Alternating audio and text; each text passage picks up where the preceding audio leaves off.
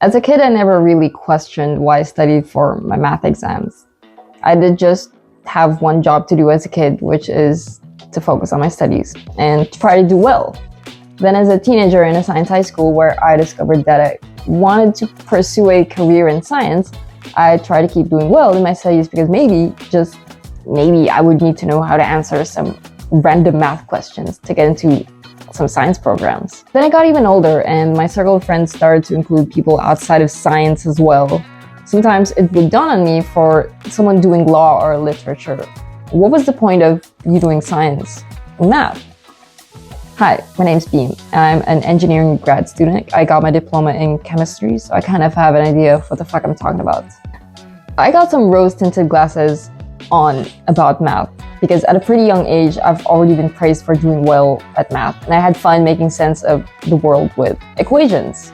It fascinated me how we were able to represent things in real life, like light or how to make bridges stable, with equations that can fit in the palm of our hands. But sometimes I wonder if I were an extremely self-aware 10-year-old who didn't get praised about math or who knew they wouldn't be involved with these random ass equations in the future, would I have given a shit? Maybe. If before learning how to answer all these math questions, they taught us that math isn't actually about numbers, it's about those spicy things that humans, since the dawn of time, love talking about. Relationships. Math is about context. It's about the relationships between numbers and less about the numbers themselves. The point of learning math at school was to get our brains used to simplifying things, to get our brains used to coming up with an answer systematically, to make logical reasoning our default whenever they give us a literal problem. The first step is not to panic, but to write down what's given in front of us, and then to write down what we're looking for. This point may not have come across directly to us when we were in high school, grade school even, which is unfortunate, which might be the reason some people leave school with some kind of math anxiety. We never really know what exact numbers come up in math exams, so there's no point in memorizing problems and memorizing the answers. There are countless ways that a math problem could turn up in an exam, and there are countless practice problems we can use to study for an exam. Studying for a math exam is a way to let our brain get used to looking for a pattern, then right then and there set up the way to solve that problem because it's something familiar to us.